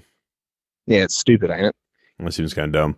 So in Iowa, it all like I said, it all depends on the county. Let's say I live in, a county that has basically unlimited doe tags. Then you can shoot does the entire season, basically that you have an NE6 tag for. So let's say I get an NE6 tag for archery, and then I get an NE6 tag for late muzzleloader. Then that means I can, during archery season, I can hunt, a buck, or I can shoot as many does as I want during that season, as long as I'm buying tags for them. You know what I mean? So if I go out there and I buy 30 doe tags, then I can shoot 30 does. So you have to have the tag already in purchase before you shoot the animal. So it's like correct. You say, yeah. Okay. Yep. So they're just extra tags. So your first doe tag for a resident is $30, and then every doe tag afterwards, after that first initial purchase, is $15. Yeah. So they cut the tag prices in half after your first antlerless purchase. I never heard of that. I guess it sounds like an extra way to make money. Yeah, well, I mean, yeah, and they also want you to shoot does. So like, okay, well, you get your first doe tag, that's your $30 one. Then after that, it's like, we want you to shoot more does. Then we'll cut you cut you a deal, I guess, and have it only be $15 instead. So it is that part is kind of weird. It's like the tag price should be the tag price no matter what. I feel like just be done, but it is kind of nice to cut it in half. Yeah, I think because I have my lifetime, so like when I go get tags online on the app, because we use an app. I don't know if you do or not. We use an app, but it's only for like calling your deer in. Oh yeah, see that's what we use it for. But I can like purchase like my license and everything on there if I wanted to. But I have we can do that too. And I just go on there and just like renew it. But I think when you buy, like, you have to buy your hunting license separate, and then you get your like big game on top of that. And that, like, it all comes in one. But then like in North Carolina, you have to buy bears separately. So like, say like, because I'm pretty sure you might know this, North Carolina has some of the world's largest black bears. Yep, I've heard that. And like, say like, like you were going to come out here and do a black bear hunt, but you didn't want a deer hunt. You can just be able to purchase just a black bear tag. But like some states, like so I'm talking to Hunter about going down there and doing a couple day hunt with him for bears and deer. And in Georgia, it's all in one. So like, you're going to pay this amount of money, but you're going to get this many tags. Mm-hmm. So their fucking shit's crazy down in Georgia. You know how many deer tags they get? Like fucking 100. They get 12 deer tags, 2 bucks, 10 does, 2 black bears, and I think 2 turkeys. Yeah, it's good. That's your whole year. You Yeah, just get I'm that like, every year. What the fuck is that? Dude, that's crazy. Because like I don't even think like if I tag out on deer, that's 6 deer. If I shoot 6 deer, I have plenty of meat left over for the next season. So I can like I would have to donate several deer. Yeah, it seems like a lot down there. Yeah, that's a lot of meat, especially like if you're real if you're real selective about the kind of deer you kill, like you don't really if you're meat hunting, like I'm not gonna go out and shoot a 110-pound doe. Like I'm gonna try to shoot like pretty big doe. Yeah. But if I had that many tags, if it's fucking brown, it's getting shot. Yeah. When you have that many tags, I really do think it kind of it does definitely I guess generate that mentality of if it's brown, it's down, because you're like, well, I got the tags, fuck it. Yeah. And I know some states, like if they have leftover buck tags, you're able to buy like a third buck tag or something like that. I think South Carolina does that. I might be wrong though. Okay. Yes. I might be wrong. Yeah, in Iowa, it's just you get your fucking your 2 NA6 tags, one for archery, one for either of the 3 gun seasons, and then you're in those tags. But I think with me, because we generally we try to feed ourselves just on deer meat all year, and if I kill 7 or 8 deer, then I have plenty of meat all year. Yeah, and that's like plenty. Well, that's you, your wife, and your daughter. Yeah, and you're gonna give some to your family as well. You know what I mean? Right. And I'm not a small guy either, so I eat quite a bit. Oh yeah, I'm right there with you. Yeah, dude. I mean, I'm right there with you. I can sit down and I'll eat a whole backstrap myself. That ain't no problem to me. So our deer here are easy. Our deer here are way smaller than the deer that y'all have. I mean, like a doe here, like a good doe here is like 120, 130 pounds, something like that. Okay. Like those 2 bucks that I shot, they were probably only like 160 pounds. Mm-hmm. And then like rutted up, they maybe would have went 180. Like that's it. Like we don't really get the big body deer here. Like you might get a couple big 200-pound deer, but that's a huge body. Yeah. I'd say that I think that's like our general size though too, I guess, if you want to put it that way. But when you're shooting like a mature buck is probably going to be over 200. I've heard they get close to 300 pounds. Oh, they do. Yeah, for sure they do. Like those are the really big ones though. You know what I mean? Those are the fucking mondos. I'm talking field dress though. Are you talking like with guts in? Then yeah, they're going to be generally over 200 pounds for a mature buck. Like well over, But I feel like it's because it's colder there, and since it's colder there, they have to pack on a lot more fat on top of their meat, on top of themselves. Yep, yeah, for sure. And also on top of that too, it's colder. They got to pack on more fat for sure. But when you have a surplus of fat, then you're gonna generally get more muscled, like heavier muscled deer as well. And they, I don't know, they eat well. You got all the fucking corn and beans you can eat, so they aren't like really starving up here either. Can't you bait in Iowa? No. Oh, nope. Am I wrong? Is it only for the off season? Correct. Yeah. So you can supplemental feed in Iowa. So you can feed deer all year during the off season, and you could feed them during season, but you just can't hunt. You can't hunt that spot then. Over. Yeah. So there was like some discrepancies where what constituted as baiting and not. And basically it came down to, if you're not hunting, the way the rules say it, you can't hunt over a feed site. But what does that mean? You know what I mean? Yeah. Can you have a feed site and hunt fucking... Yeah. Can you have a feeder out with feed in it, and then hunt, 300-400 yards away from it? What constitutes as hunting over? So there was this famous buck that was killed a few years ago. I think it's called the Franz buck or something like that. This guy I've killed. actually heard of that. Yeah, he killed this giant buck, and he had a mineral site out, and I think he pulled the mineral, but he didn't dig it out or something like that, or maybe he didn't pull the mineral site, but he shot it like, pretty far away from the minerals. Like I want to say it's like, a decent distance away. Anyways, his neighbor turned him in to the DNR. The DNR went out there, saw the mineral site, and said, "You're baiting."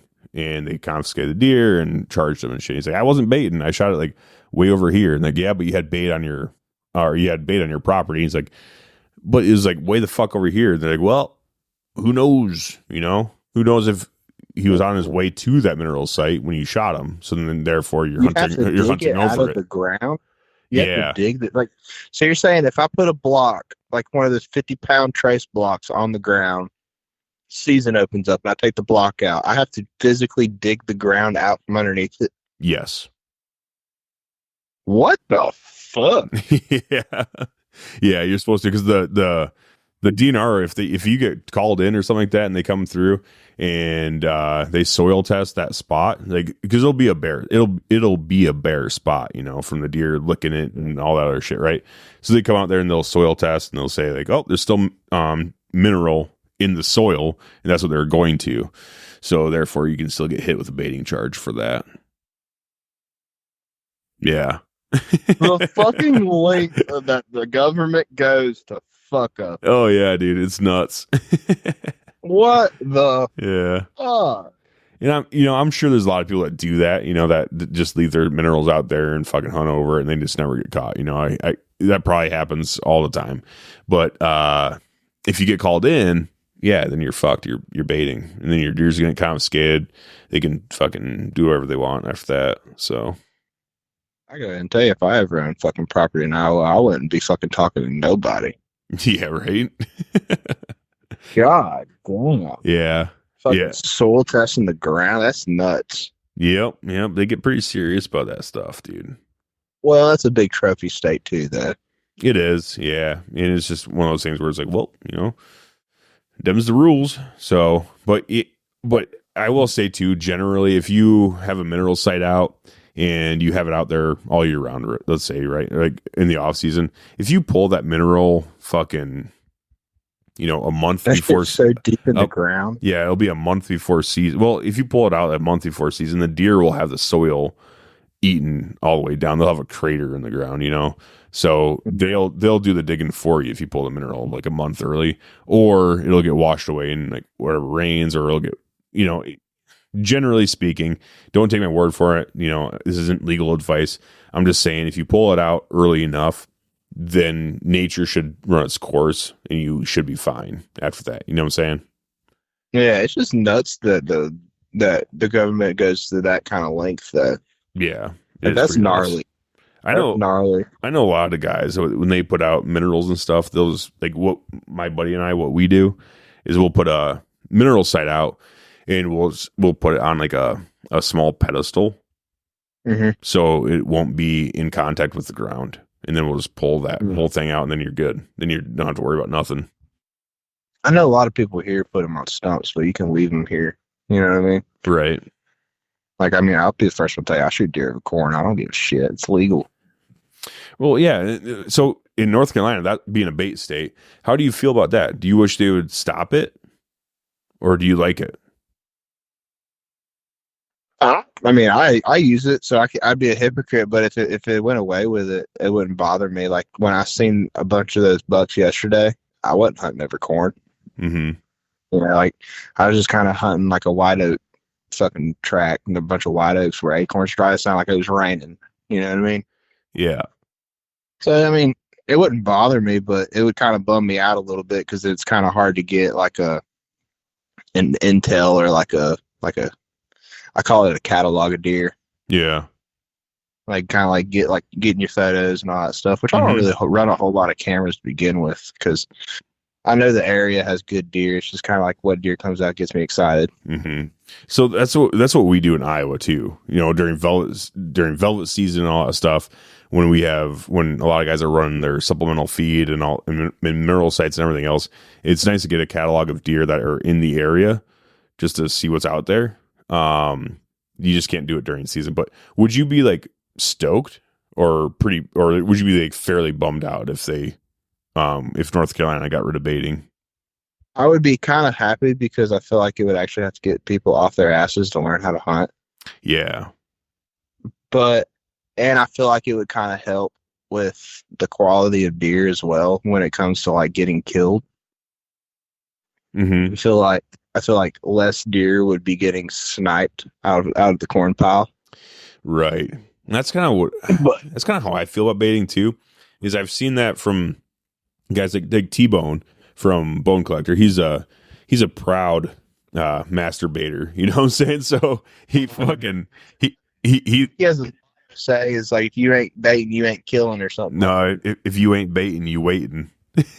Oh, is that what it is? Yeah. So I respect that for sure, because he's living in a state that you can bait, and he's like, just like, yeah, hell yeah, this is what we do, you know. And he gets really elaborate with his baiting techniques and all that stuff. But I will say, I think for the average, you know, dump a pile of corn out kind of baiter, if you will, I think that definitely, because a mature buck, a big old mature smart buck, I've heard from people that bait, you know, they come in all sketched out and they're super, you know, they get it. They're like, okay, hey, this is where I get killed, so I gotta be super careful before I come munch on this random pile of corn in the middle of the woods. This is the first year I haven't seen that behavior. Oh, really? So yeah, that's what I've heard, is that they do get pretty sketched out. But the deer that don't get sketched out are generally the young deer that don't know any better yet. And I feel like that's probably coming from a total place of ignorance here, that I can't bait, so I don't know. But I feel like a lot of younger bucks are getting killed over bait because they just don't know any better. Yeah. And a lot of that has to do with the hunter behind the gun or the bow or whatever too. But I will say this is the first year I've ever killed any buck over corn of decent size. Okay. Let me add that, of decent size. Mm-hmm. This is the first year I've ever killed any deer of decent size over corn. I've killed a lot of does, I've killed a lot of dinks over corn, but I've killed most of the other decent bucks that I've killed have been over you know, like trails or scrape lines or something like that. Yeah, just using their natural, I guess, movement patterns and all that stuff. Yeah, like you know, I've killed a couple of deer on the ground where you just go sit, like find a trail and just sit next to the trail off with a gun or something like that, you know. Yep. But I don't really know what I'm going to do for the rest of the year, because I'm going down there and seeing nothing but bucks. I don't really want to go down there and mess it up, but I got a pretty big field. I want to see if I can do a 300+ yard headshot on a doe. Jeez. I just want to try it. Yeah. Off a tripod too. I don't want to do it laying down. I want to do it off a tripod. Mm-hmm. Damn. Well, I mean, you want meat, so there'd be no meat loss there. Yeah. Also, I do want to shoot a deer with the 6.5. Number one, to piss Taylor off, because he likes to make fun of the 20-pound or the 30-pound rifle. Oh, sure. Say, yes, this is a hunting rifle. Yeah. Yeah, it can be for sure. It for sure can be. Yeah, but I want to take it and shoot one with it just perfectly to the shoulder, because I want to see what people talk so much shit about 6.5. What do you mean? Like, I want to know why people talk all the shit about this caliber. So I want to just take a good hunting bullet, because I'm going to do it the right way. I'm not going to just go take like match ammo and go shoot a deer. I want to take a good hunting bullet and place it in a well-placed spot within a moderate distance, like 200 and in. Yeah, well, I can tell you right now it's going to kill it. So, yeah, like is it because people suck at shooting? Or is it because you're using a shitty rifle and you don't know how to you don't know where it's fucking hitting? Yeah. What are most people? So, when I shot my pronghorn with a 6.5 Creedmoor, it died very fast, and is a 77-yard shot, so it's super close. But Precision Hunter Hornady. I bought a box of that. Yeah. So I will say at 77 yards, it pretty much grenaded inside of them, but it fucking killed him faster and like, super fast. Just dropped him right in his tracks and done. However, when I was at the Hunt Wars deal, I also did see on 2 different occasions that the guy shooting 6.5, it took multiple shots to bring down a pronghorn. Well, was he hitting it good? Yeah, he did. He did hit it. He hit it good. Yeah, I mean, fucking. I think the first shot was a pretty solid. Is a quartering 2 shot, so he went through the shoulder and it exited out like towards the last strip. Actually, it didn't fucking exit, but it was. If it did go all the way through, then it would have. That's where it would have went. That's the path is going right. Huh? It probably ended up in his guts. Yeah, and then it took off, and they tracked it for a couple 100 yards, and got another shot on it, and did another decent shot. I think it took 3 shots to bring it down and actually kill it. And I was talking to him. I'm like, "Well, what the fuck are you guys shooting?" And it was Hornady match. So I looked at him like, "Why the fuck are you using match ammo?" And they're like it's good ammo. I'm like, "Yeah, for target shooting and shit." And they're like, "People hunt with match ammo." I'm like, "Yeah, people do hunt with match ammo, and it takes fucking 3 shots to bring down a fucking small pronghorn, dude. Like a small body pronghorn. Like what the fuck?" Match bullets out of a 300 PRC, shooting them at mock Jesus. Yeah, no shit. Yeah, then it's dead for sure. But it's like, dude, I don't know. I've had this argument with people before. They're like, "Well, match ammo is actually a good hunting bullet." Because they're more frangible. So if you're taking longer shots, then it'll still open up at further distances and yada yada because it's a more frangible bullet. It's like, but dude, it's still a fucking match bullet. Like it's not really meant. Like it does have a little bit of a hollow tip at the point, but it isn't really meant to fucking open up and do max amounts of damage. Bonded. It doesn't have like some kind of bonding fusion like the ELDXs or something does. No, it's not. It's not a good hunting bullet. I'm just saying. Like, I just don't think that match ammo makes good hunting bullets. It's just no. I don't either. Unless you're talking like an SMK or so, like a Sierra Match King or something, because those have killed a lot of people. Yeah, they have. Yeah, that might be the one bullet where it's like, oh, you're shooting SMKs at a deer. Okay, I probably would too. You know what I mean? Yeah. I still wouldn't though. I don't know. I just don't. I've seen it happen a couple different times where they're shooting match ammo and just doesn't do what it's supposed to do. Then they blame the bullet and they're like, "Oh, this shit's gay. It fucking sucks." And it's like, but if you use a good solid bullet, and use it for what you're supposed to be using it for, then it makes it's like, yeah, it's going to do what it needs to do. That precision hunter stuff is really good, but it's a more frangible bullet. So it's made to, out there distance, it'll still open up really, really really consistently. But then you're using like burgers. They're more of a frangible type bullet too. And then you're using Barnes, which is a way tougher bullet. So it's like, it all depends on what you're doing and what you're hunting and all that stuff. Right.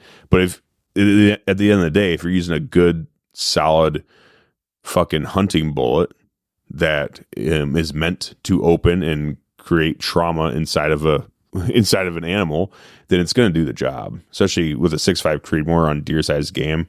I really don't think there's a caliber that's much better suited for deer-sized game and smaller. I would shoot a deer with a 6mm Creedmoor. I'd shoot a deer with a 6mm Creedmoor for sure. Yeah, like Logan. Like Logan just had that 6 arc built. Yeah. I told him, dude, I'd hunt with that thing in a heartbeat. Oh, fuck yeah. I was like, it shoots similar route, because he was talking, like, we were talking about, like, kids and stuff shooting them. I was like, dude, I'd take that 6 arc, set it in a tripod, and I bet your daughter would kill a deer with it. No problem. Mm-hmm. Yeah, 100%. And because it has no recoil. I'm not recoil shy either. Like I had a 300, like a 12-pound 300 PRC. I'm not recoil shy, but it's nice shooting a rifle with no recoil. It's fun. And like zero recoil, good ballistics to shoot out the distance. So like I wouldn't shoot a deer with a 6mm arc or a 6.5 Creedmoor at 700-800 yards. No, or like 400 yards and in, I would. Like when you start talking like 400 yards and out, that's when I feel like you really want like that .30 caliber, like a 7 PRC or like a 6.5 PRC, something like that. Something a little bit more ass behind it. Yeah, for sure. I think so too. But even with a 6.5 Creedmoor, it's like for deer sized game and smaller, I think if you're choosing your bullets right, then you can kill deer out further than 400 yards with a 6.5 Creedmoor. I just think what people are having issues with is that there's so much match ammo out on the market that's on the shelves that they're just grabbing a bullet and a box of ammo and they're not actually using the research behind it. Yeah. Dude, and it's like, oh, I'm going to shoot a bullet that doesn't open up the way it's supposed to for a game, and it's grenading before it even goes through the shoulder. Yeah. Yeah, I think that it's a lot of so there's a lot of people out there that think guns, they give a way more credit to guns than is deserved, and they just grab a 6.5 Creedmoor and they're like, okay, this is I can shoot steel out to a fucking, they grab it and they just practice with it a little bit and they're like, I'm banging steel at 600, 700, 800 yards. Like, okay, cool, good job. And they're like, okay, and then they go out there and they shoot. They're trying to do what they need to do with it. And it's like, I just think that there's a lot of people out there that are overextending their range on animals or not understanding how the bullet that they chose to go hunting with, what it's going to do on impact. And they're just not doing their research fully on a lot of things, and they're giving way too much credit to the two guns, and is actually, I guess, than they have knowledge of, I guess. If that am I making sense? Does that make sense to you? Yeah, you are. Okay. A lot of you gotta know like what your equipment's doing. Like, yeah. Like, and another thing is like a lot of people don't really know how to sight their rifles in. No, or not. No, they really don't. Like some of the shit that I see like on some of these groups, it's like, and because I got the custom, some of the groups that rifle can shoot are pretty fucking nuts. Oh yeah. But I've had a lot of factory rifles, and I know what a good factory rifle should group. Yep. And it's like, dude, if you got a gun shooting like 1 or 2 MOA, and you're wanting to take a shot at 400 or 300 yards on a deer, it's like, take your fucking guess on where that bullet's fucking landing. Yeah, dude, I straight up won't own a gun that shoots over 1 MOA, unless depends on the gun. I guess I shouldn't say that. I won't own like a bolt action rifle unless it shoots 1 MOA or smaller. Yeah. Like lever guns and shotguns are completely different stories. But you're talking way shorter distance. Some of these new lever guns to do these days. Oh yeah, 100. Yeah, absolutely. But I'm talking with it. I give lever guns a little bit more grace with group sizes. I'm that way with gas guns, but I've seen Jason build a couple gas guns lately, and I'm starting to change my mind on how gas guns should group. Oh, dude, they're fucking. You can get them scary accurate. Yeah, he built a 5.56 gun the other day or the other month, and I was like, dude, that thing's fucking gnarly. I think it was like a .2 rifle or something like that. Mm-hmm. And it's like 77 grain OTMs. Mm-hmm. You talk to any coyote hunters. Shooting like all the coyote hunters I know that shoot. The majority of them shoot gas guns, and they're like, dude, yeah, I won't. I need to be shooting fucking sub MOA with this thing. Because I want to shoot coyotes, and I want to shoot them out to fucking 300, 400, 500 yards with thermals. Oh, they can do it. Oh yeah. It all really depends on the barrel and the receiver matchup. And I think Jason was telling me that it was like it really all depends on your barrel and your bolt carrier group and how they pair up and how they match up. Mm-hmm. He was like, that's what really builds an accurate gas gun. And I was like, I don't really know much about a gas gun, so yeah. They're different, I don't know much about like the whole like getting them gassed pressure wise appropriately and all that stuff. I don't know much about that kind of stuff, but I know when they work and when they don't, and if they're it's like I know how they go together, but I don't know how to like gas them like appropriately. I'm just a monkey with a gun. It's like that one meme I sent you from that Star Wars thing where it was like, Yep. yeah, it's like you give me a gun and tell me to shoot something, I can hit it. Oh yeah, dude. But, yeah, I'm a soldier, man. I don't, I'm not a fucking gunsmith.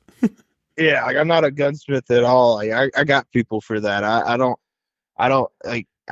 really know. Like I know good gear and I know good equipment, but when you're talking about like head spacing and you start getting into fine detailed numbers, it's like Yeah. Yeah, I'm not a fucking gunsmith, dude. I'll be the first to admit that. Like it'd be cool to be, but I'm not. And I know how they work. I know how to take care of them. I know how to shoot them, and that's about all. That's all the further I really care to know right now. So yeah, that's how I am. Like I'm just a shooter, really. Yeah, I just don't have time. I haven't even shot my comp rifle since that match got canceled because of that hurricane. Mm-hmm. And then they rescheduled it, so I'm getting ready to start doing start working up here soon. Yeah, I mean you've been killing it out there in those comms. Yeah, I've only done one so far, and I did really good. I think my main goal was don't get disqualified. Yeah, well, you got that. Yeah, but my real goal that I set for myself, and a lot of people told me I was kind of crazy, was like I just wanted to place top 25. Yep. I just wanted to play because I shot it at my home range that I shoot at often. I know the area. I had like a home field advantage, I guess. Mm-hmm. And I felt like I could shoot better there for my first comp. Yeah. And I ended up placing 22nd, and I was pretty happy about it. A lot of people probably were like, 22nd ain't that good, but for your first one, that's pretty decent, I feel like. That's pretty fucking good. Out of how many shooters? Out of 100. Okay. That's pretty fucking good, dude. And then I placed second in 2 different stages. Yeah. Yeah, I'd take that. For your first comp, that's fucking really damn good, dude. Yeah, one of the stages was prone laying down out to 1,300. And then the other one was modified. You had to do, the first stage was 4 shots per target, except for, 4 shots per target at 900, 1,000, and then 1,300 on the IPSC. Damn. And then the second stage that I placed second in, the last one that I shot, it was gophers, like just like little small gophers, and I think they were semi close, and I think it was like 250, 300, and something. Like it was a lot of. It's like either you can dial or hold all of them. Mm-hmm. And I shot that stage and cleared it. I cleared that stage in what was it? 63 seconds or something like that. Damn, dude. And then I dropped one on the first stage that I placed second in. This is a PRS match, right? Yes, sir. Yeah, okay, cool. Yeah. PRS match. So with PRS matches, they tell you the yardages and stuff like it's all known. Yeah, everything. Yeah, it's all known. They so like you kind of get like a paper or a booklet depending on how like the match director wants to do it. I've seen some that are like little booklets per stage, I guess, like they get a little fancy with it. Mm-hmm. But it's like a piece of paper that said like, you just shoot from here, here, and here, and it'll be this distance on this target, this distance on this target, and this distance on that target. And they're usually pretty accurate, but you just go through there and kind of double check the ranges. But when I shot the one at Coleman's, my home range, I kind of trusted the range data just because I know the person who ran the comp. Mm-hmm. And I got another one coming up in November, and I've never shot there before. And there's a couple things that I've figured out now that I'm kind of nervous about. So we'll see how it goes. Nice. I've never shot a mover before at distance. Oh yeah, those are fun though. Yeah, I've never shot a mover before at distance. I think this is like a 2.8 mile an hour. I've been kind of giving some help on it. It's 2.8 miles an hour at like 400 and one's at 500. And I think with my bullets, I just put it in my app and it would tell me like give me a rough area where I need to hold. Mm-hmm. So we'll see. I don't know. We'll see. Damn, that'd be fun. That'd be fun, dude. I got a good rifle, good data, and good ammo. So we'll see what happens. Yeah. So you said that's going to be in December? No, it's going to be in November. Oh, it was supposed to be. Yeah, it was supposed to be like September, like literally the day that hurricane hit us. Damn, that sucks. Yeah. And then was funny or not funny, but I actually deer hunt the area that got one of the areas that got hit the hardest. So it's been pretty difficult to get up there. I've been having it usually takes like an hour and 20. It's been taking me close to 3 hours to get there now. Damn, dude. Did you fare well through that whole hurricane? Obviously, I'm talking to you on the phone, but did it get hit your area where you're living and stuff pretty hard? There's a lot of people that had power outages, but we fared hard. We didn't lose any power. We just went without internet, and we were bitching about not having internet. Yeah, no shit, right? This fucking sucks, guys. Get your shit figured out. Well, there's people out there their whole homes are just like destroyed. Oh, dude. You're like, go here and fix this fucking internet, though. This is going to end up turning into a political podcast now. Freaking that place. Dude, Chimney Rock got destroyed. That's where up in that area is kind of where I deer hunt at, and like it got destroyed, man. I mean, it's terrible. It's just people's lives have been taken. I mean, there's thousands of people missing up there. Yeah, they're sucks, like they're like condemning the area because the decomp is starting to hit all that stuff. Decomp. So they're having the smell, the human body smell, and all that stuff. Oh fuck, dude. It's pretty bad, dude. Shit. It's pretty bad. And then FEMA can honestly go lick one. They're just making things worse up there too. So yeah, I've heard some stories. Yeah, some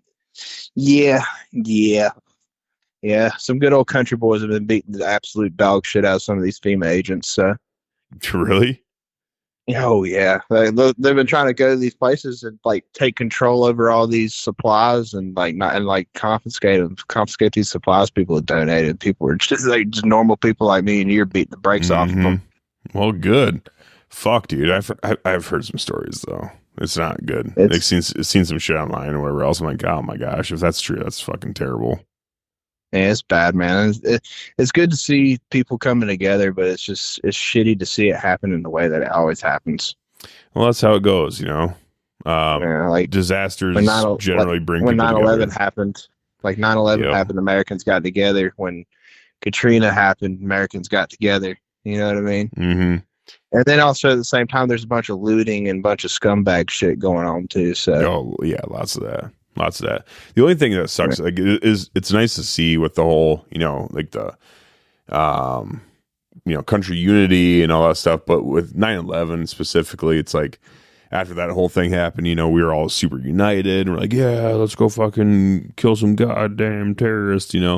It's just like making emotional decisions like that is never like a good idea, because then we declared a war on terror, and that's like, oh my gosh, we're fighting an ideology instead of an actual enemy, and it's just turned into a fucking mess. And we got the Patriot Act, and it's like when it comes to emergencies and travesties and disasters is generally when like the worst shit gets passed in law, and through government and stuff like that. Well, it's just kind of crazy to see. It's like a lot of like the supplies that are getting brought up to like Western North Carolina is people with private helicopters using their fuel, their money to fly supplies in and out.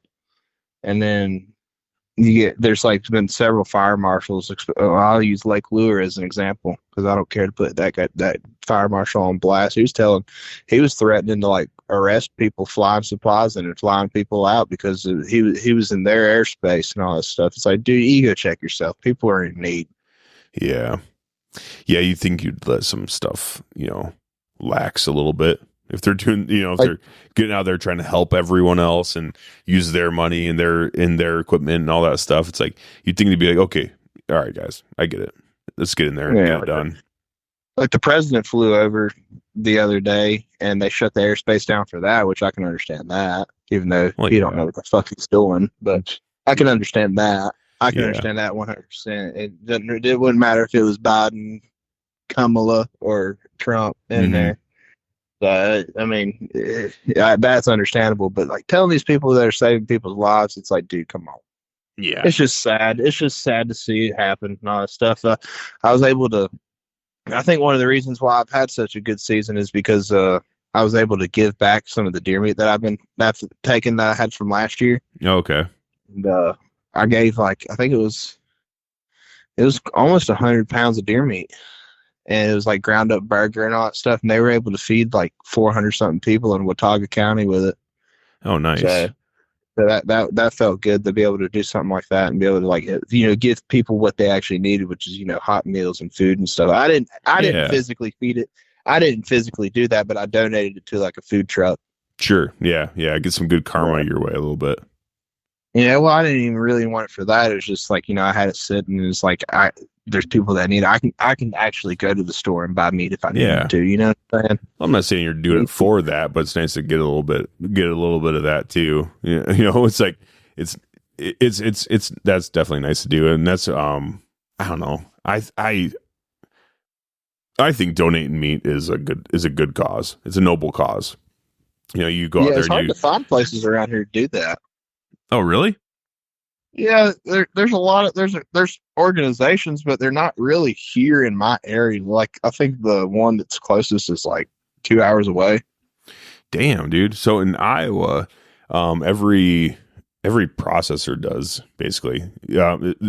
In Iowa, we have this thing called the Hush program. It's like fucking hunters, fucking something saving hungry people. I don't know. Hunters unite to stop hunger. Something like that. Yeah, that's probably exactly what it is actually. But it's like basically. I think that is what it is. I think it is too. Thought about it.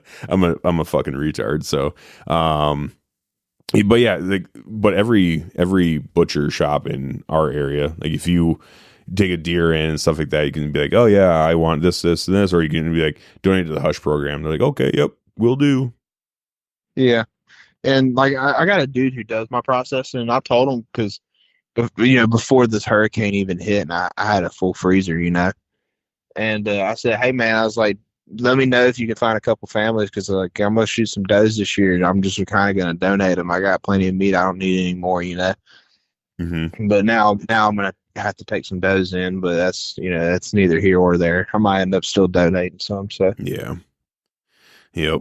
No, it's good. That's good. Well, I'm glad you fared well throughout the whole hurricane. It sucks that happened. It's been Florida's getting fucking torn apart by tornadoes and fucking hurricanes, and the Carolinas, you guys got hit really fucking hard. It's like I'm glad you made it through. Virginia. Yeah, I appreciate it. We're doing good. My grandpa went without power for a little bit, so he fared a little bit more rough, but he didn't have no damage to his house or nothing like that. And I didn't have any personal friends or family that ended up getting hurt or losing their house or something. So good for me and my side of the family, but it's a lot of bad going on though, Yeah. Yep. There's not much you can do about it either. Just kind of, pray for them and they got through. I mean, like the other day, we were coming back from deer hunting yesterday, and we stopped at a gas station and get some drinks and all that stuff, and top my truck off, and there's some Air Force guys that were there from Indiana that were doing relief work.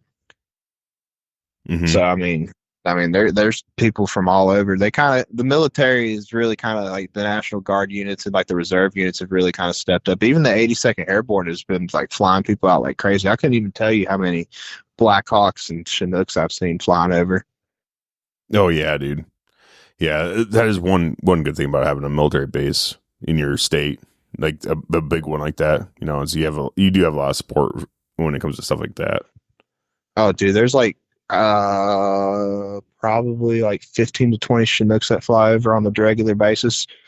My buddy, who is a police officer, he was on the Tennessee border, which is like a 4-hour drive from here, almost 3-hour drive. And where he was at, and they had a Black Hawk helicopter pilot come in and pick somebody up, and he was going to take them all the way back up to where I live here. He said, I'll be back. He said, it's a 15-minute flight there, 15-minute flight back. He said, I'll be back in 45 minutes. He landed back on the X in 42. Damn, that's awesome. I was like, dude, I was like, he must have been fucking hauling to fucking land that fucking bird. Yeah. I was like, because that's fucking hauling. So, and those big ass helicopters fly a whole lot faster than like some of the civilian models and stuff. Oh, too, for sure, so. dude. They're fast as fuck.